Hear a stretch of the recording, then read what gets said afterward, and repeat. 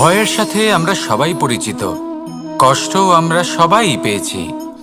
কখনো কখনো আমরা অসুস্থ হয়ে পড়ি, আর এমন সময় হলে মাতার মমতা, কখনো বাবার স্নেহ, কখনো বন্ধুদের পাশে থাকার অনুভূতি আমাদের রোগ নিরাময়ে সাহায্য করে। কখনো যদি আমরা নিরাশ হয়ে পড়ি, তখন যদি আমাদের কোনো আপনজন আমাদের দুটো ভালো কথা বলে, তখন আমাদের মনোবল বেড়ে যায়। ঠিক তেমন সংসারের এই রঙ্গমঞ্চে যদি আপনি পীড়িত অনুভব করেন,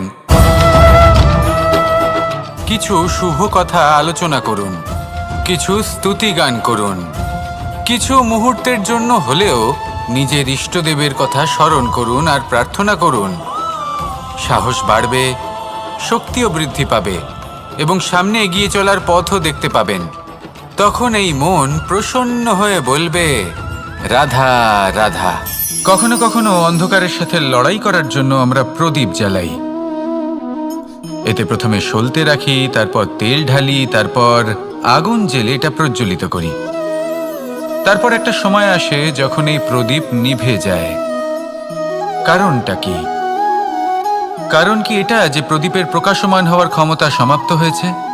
না, এই যে আগুন আমরা দেখতে পাচ্ছি, এই আগুনের জন্য যে শক্তির প্রয়োজন হয় তা আসে এই তেল থেকে। যদি এই তেল সমাপ্ত হয়ে যায়, তাহলে এই প্রকাশ তাও সমাপ্ত হয়ে যায়।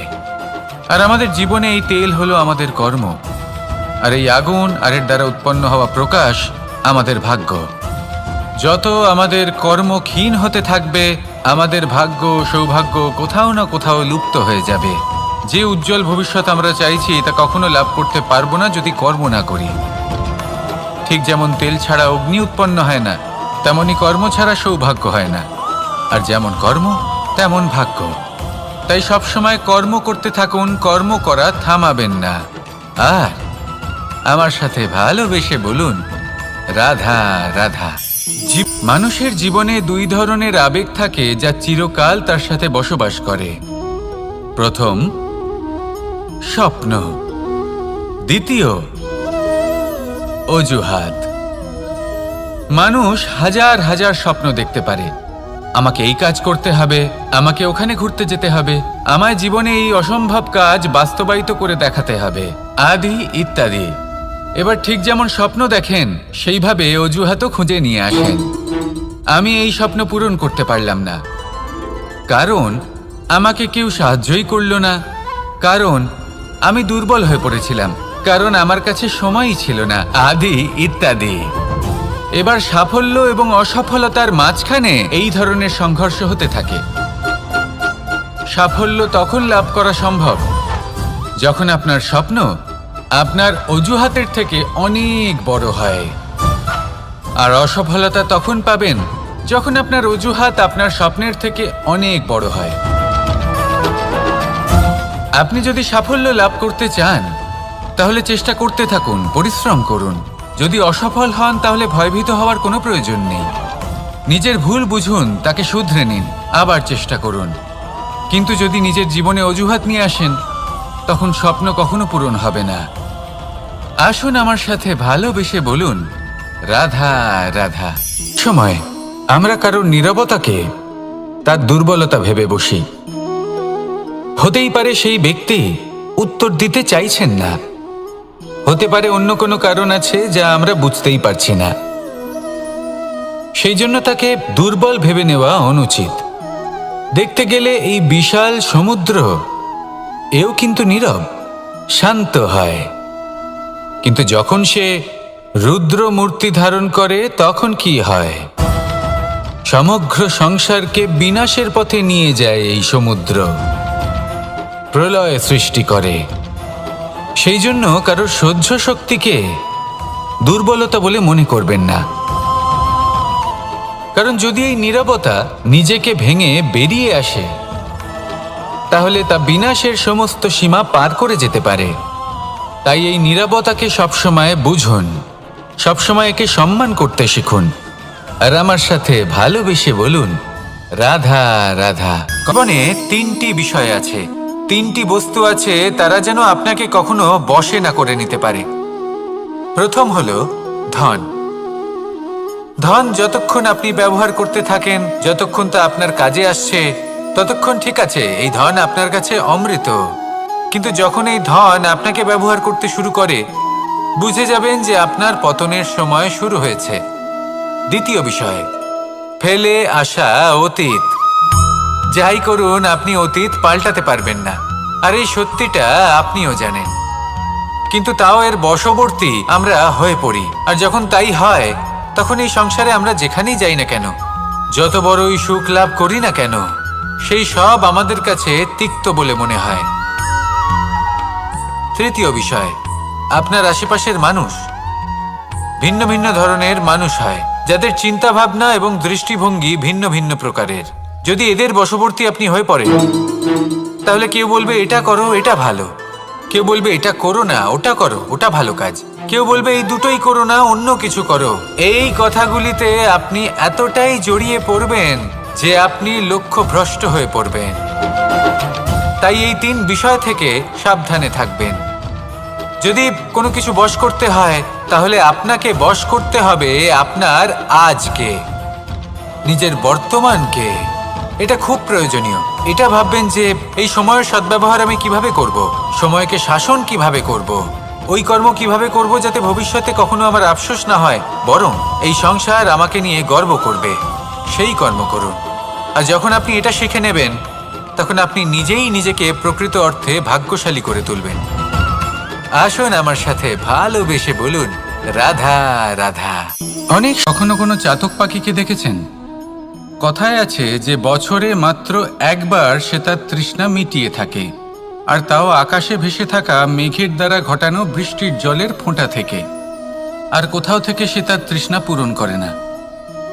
সারা বছর সে নিদারুণ গরম সহ্য করে, তীব্র শীতও সহ্য করে, শুধু এই আশা নিয়ে যে বছরে একবার অন্তত সেই মেঘের ঘনঘটা হবে, বৃষ্টি হবে, আর সে তার তৃষ্ণা নিবারণ করবে। এটা আসলে কি? এটা আসলে বিশ্বাস। সেই বিশ্বাস যে বছরে একবার সেই মেঘ আসবে তৃষ্ণা নিবারণ করতে। যেমন দেখুন, একটা সূর্যমুখী ফুল সারা রাত অন্ধকারের সাথে যুদ্ধ করে, কারণ তার বিশ্বাস যে ভোরবেলায় সূর্য তাকে অবশ্যই দর্শন দেবেন। সেটাও বিশ্বাস ছিল যার ওপর ভরসা করে মনু একটা নৌকা নিয়ে বেরিয়ে পড়েছিলেন এবং সমস্ত সৃষ্টিকে প্রলয়ের হাত থেকে বাঁচিয়েছিলেন। সেটাও ছিল ভালোবাসার প্রতি বিশ্বাস, যার ওপর ভরসা করে বানর এবং ভাল্লুক সেনা নিয়ে শ্রীরাম আক্রমণ করেছিলেন সমস্ত বরদানপ্রাপ্ত অসুরগণ এবং রাক্ষসগণের লঙ্কায়, এবং জয় লাভ করেছিলেন। এই বিশ্বাসই হলো এই বিশ্বের আশা। বিশ্বাস রাখুন যে আপনি হলেন সর্বশ্রেষ্ঠ এবং শুধুই নিজের কর্ম করতে থাকুন। এই বিশ্বাসের আশাই আপনাকে প্রতি মুহূর্তে বল প্রদান করবে। এ হলো আমার বিশ্বাস। আসুন আর আমার সাথে ভালোবেসে বলুন, রাধা রাধা। যোগাসন। যোগাসনে আসন অত্যন্ত গুরুত্বপূর্ণ। এবার আমি বলবো সবথেকে শ্রেষ্ঠ আসন কোনটি। আশ্বাস। নিজেকে আশ্বস্ত করতে থাকুন যে আমি আছি, সব ঠিক হবে, যা হচ্ছে ভালোর জন্য হচ্ছে। এই আশ্বাস আপনাকে জীবনে এমন ধন্যাত্মক বিশ্বাস দেবে যে আপনি বড় বড় সমস্যার সমাধান করতে পারবেন। এবার যদি কথা বলি সবথেকে কঠিন সময়ের, তাহলে সেটা হলো বিচ্ছেদের। যা মা সীতাকে সহ্য করতে হয়েছে শ্রীরামের জন্য, রাধা কৃষ্ণকেও সহ্য করতে হয়েছে। যে ব্যক্তি বিচ্ছেদের সময় সঠিক পথে চলে এসেছে, সে জীবনে অনেক শ্রেষ্ঠ স্থানে অবশ্যই পৌঁছতে পারবে। এবার যদি কথা বলি সবথেকে জরুরি এবং গুরুত্বপূর্ণ সময়ের, তাহলে সেটা হলো সংযোগ। সকলকে সাহায্য করতে থাকুন। আপনি অন্যদের সাহায্য করে তাদের যত আনন্দ দিতে পারবেন, ততটাই আনন্দ আপনারও জীবনে অবশ্যই আসবে। আসুন আর আমার সাথে ভালোবেসে বলুন, রাধা রাধা। সংসারে সকলে উঁচুতে উঠতে চায়, কেউ নত হতে চায় না। সবাই এটা মনে করে যে নত হওয়ার অর্থ হলো তাদের আত্মসম্মান এবং অহংবোধের বিরুদ্ধাচরণ করা। তাদের মনে হয় যে যদি আমরা নত হই, সংসার আমাদের দুর্বল মনে করবে, তাদের শৌর্য এবং তাদের ব্যক্তিত্বের অপমান হবে। কিন্তু এটা কি সত্যি? প্রত্যেকবার নত হওয়ার অর্থ কি সম্মানহানি হওয়া? কখনোই নয়। আপনি নিজের জীবনকেই দেখে নিন। আপনার কোনো অমূল্য জিনিস যদি নিচে পড়ে যায় তাহলে তাকে কিভাবে তোলেন? সেই বস্তুকে তোলার জন্য আপনাকে নত হতেই হবে। আপনি বড়দের আশীর্বাদ কিভাবে লাভ করেন? আপনি নত হয়ে তবেই তাদের আশীর্বাদ লাভ করতে পারেন, তাই না? ভেবে দেখুন, আপনি একটা পথে হাঁটছেন। আপনি দেখতে চাইছেন যে আপনি সঠিক পথে হাঁটছেন কিনা, পায়ের নিচে কাঁটা পড়ে আছে কিনা। কিভাবে দেখবেন? আপনাকে সেই মাথা নত করেই দেখতে হবে। এর অর্থ কি? অর্থ খুব সহজ। প্রত্যেকবার নত হওয়া অনুচিত নয়, সেটা কোনোভাবেই সম্মানহানি নয়। পরিস্থিতি অনুসারে এবং যেখানে প্রয়োজন আপনি নত হতে শিখে গেলে আপনি অনেক কিছুই লাভ করতে পারবেন। লক্ষ্যে পৌঁছানো অত্যন্ত কঠিন হয়। গুণ, কেউ ভাবেন যে কেন এত কঠিন হয়? সেই জন্য প্রয়োজন এবং পরিস্থিতি অনুসারে নত হতে শিখুন। এতে অনুচিত কিছুই নেই। এই লক্ষ্য আত্মসম্মান কেন থাকা আমার কাছে অত্যন্ত চলে আসে প্রয়োজন, না? কিন্তু তা যেন কখনো অহংকারে আপনাকে পরিণত একটা কথা না বলি। হয়। এই যদি বিষয়ে আপনার লক্ষ্য অবশ্যই কঠিন নজর না রাখবেন হয়, এবং তাহলে আমার তাকে সাথে পাওয়া ভালোবেসে আপনার বলবেন, পক্ষে অসম্ভব হয়ে রাধা উঠবে। রাধা। আমাদের জীবনে লক্ষ্যে অনেক ধরনের পৌঁছানোর ব্যক্তি এই এসে রাস্তায় থাকেন। আপনি যে কেউ কড়া কেউ রোদের আমাদের সাথে সম্মুখীন থেকে হন, যান, যার কেউ থেকে আমাদের আপনি থেকে দূরে দূরে পালাতে চলে চান, যান। সেই রোদ কেউ আপনাকে ভালো মানুষ প্রেরণা হন, যোগায় কেউ যে খারাপ আপনি মানুষ। এগোতে থাকুন। কিন্তু আমরা সবসময় সেই সময়টাকে নিয়ে দুঃখ প্রকাশ করি যখন আমাদের জীবনে কোনো খারাপ ব্যক্তি প্রবেশ যদি করে। একটু ছায়া পেয়ে তারা যান, আমাদের খারাপ আর উনি অনুভূতি ওখানে দেন, বিশ্রাম দুঃখ দেন, কষ্ট দেন। আমরা সবাই তাকে ভালো মন্দ কথা বলি, গভীর নিদ্রায় সেখানে কেন? বিলীন হয়ে যায়। এমন বিভিন্ন ধরনের মানুষ, তাই খারাপ পরিশ্রমের মানুষ, ভালো কড়া মানুষ, রোদের থেকে সবার কখনো জীবনেই দূরে আসেন। পালাবেন না। জীবনে এবং শুধু সকলকেই সামনে একটা এগোতে থাকুন, অমূল্য শিক্ষা দৃঢ়তার দান করে সাথে। যান।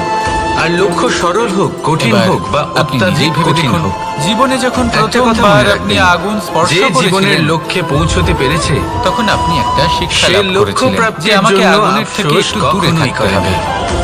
তারপর আস্তে আস্তে আপনি শিখলেন যে রাধা, কিভাবে এই রাধা। আগুনকে নিয়ন্ত্রণে রাখতে হবে। ধৈর্য, তারপর আপনি শিখলেন এই ধৈর্য যে কি কিভাবে নিজের জীবনে তাকে প্রয়োগ কোনো করতে গুণ? হবে। কোনো তা অনুভূতি, সে অন্ধকারে কোনো প্রকাশ লাভ দৃষ্টিভঙ্গি? করার জন্য হোক বা খাবার বানানোর আমার জন্য। জন্য ধৈর্য এক সেইভাবে বাহন। কোনো খারাপ ব্যক্তি যখন আপনার জীবনে আসে কোনো শিক্ষা দিয়ে যায়, আপনি হয়তো তার প্রতি ভাবছেন, কৃতজ্ঞ এ কেমন থাকুন। বাহন? তার বিষয়ে বাহন খারাপ তো ঘোড়া ভাবার বা হতে খারাপ পারে। অনুভূতি নিয়ে থাকার কোনো প্রয়োজন হাতি নেই। হতে পারে, উটও হতে পারে, সেই কিন্তু শিক্ষা লাভ ধৈর্যকে করুন। বাহন বানানো মানে ইতিবাচক চলুন মনোভাব আপনাকে নিয়ে একটা জীবনে কথা সামনে বোঝাই। এগোতে থাকুন।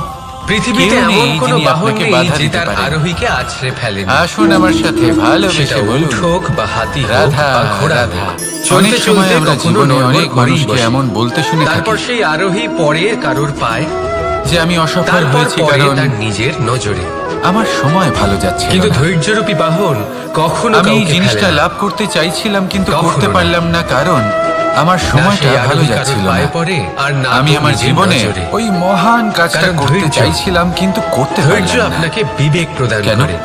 বিবেক আপনাকে কারণ আমার পরিকল্পনায় সময়টা সাহায্য ভালো করে। যাচ্ছিল আর না। পরিকল্পনা প্রদান করে কিন্তু যে আপনাকে মুহূর্তে শক্তি, ভালো সময় আমার আপনার জীবনে লক্ষ্যের দিকে আসবে অগ্রসর আমি হন। সব কিছু প্রাপ্ত করব। বুঝলেন? ধৈর্যকে সঙ্গে রাখুন, এমন প্রায় নিজেকে প্রত্যেকেই আরো বলে। ধৈর্যশীল করে তুলুন। আসুন একটা এই কথা বোঝা ধৈর্যের যায়। সাহায্যে একজন আরোহণ মালিকে করে দেখুন, সে প্রত্যেক দিন কিভাবে এই গাছের বাহন সেবা করে, আপনাকে তাকে আপনার জল গন্তব্যে দেয়, পৌঁছে তার দেবে। যত্ন আত্তি করে। কেন? রাধা, প্রত্যেক দিন রাধা। সেই গাছ ফল দেয় না। সংসারে এমন একটা ভ্রান্ত সঠিক ধারণা সময়ে রয়েছে এলে যে তবেই সবকিছু সেই গাছ ভাগ্যের ফল দ্বারা দেয়, পাওয়া যায়। কিন্তু প্রত্যেক দিন মালিক কিন্তু তার ভাগ্য, সেবা করে, প্রারব্ধ এ তো তাকে সকলের যত্ন জন্যই করে। সমান হয়। এটা তো শুধুমাত্র ব্যক্তির তখন উপরে করে না যখন নির্ভরশীল সেই হয়। গাছ ফল দিতে তার সক্ষম। আকাঙ্ক্ষার উপরে নির্ভরশীল আর হয়। যদি মালিক গাছের যত্ন বাসনার প্রতিদিন উপরে না করে নির্ভরশীল হয়। তাহলে হয়তো সেই গাছ স্বভাবের ফল উপরে দিতেই নির্ভরশীল পারবে না। হয়। যে উনি এটাই হলো সেটা আমাদের নিয়ে জন্য কি একটা করে। শিক্ষা। দেখুন এই প্রসাদ, যখন প্রসাদ সময় কিন্তু আমাদের জন্য সকলকেই অপেক্ষা দেওয়া করে না, হয়, তখন কিন্তু তা আপনি সময়ের গ্রহণ জন্য করবেন কেন অপেক্ষা কিভাবে, করছেন? সেটা ব্যক্তির উপরে নির্ভর করে। ভালো সময়ের জন্য অপেক্ষা করবেন না। আপনাকে এক ভালো এবং উদাহরণ শুভ দিই। কর্ম দ্বারা যেমন ভালো ধরুন সময়কে দুজন নিজের কাছে মানুষকে টেনে আমি আনুন। একটা করে মাটির ডেলা দিলাম। নিরন্তর কর্ম করুন, সেটা নিয়ে তারা কি পরিশ্রম করবেন? করতে থাকুন। শুভ একজন সময় মানুষ তার আপনা ছোট ছোট থেকেই ডেলা আপনার কাছে বানাবেন আসবে।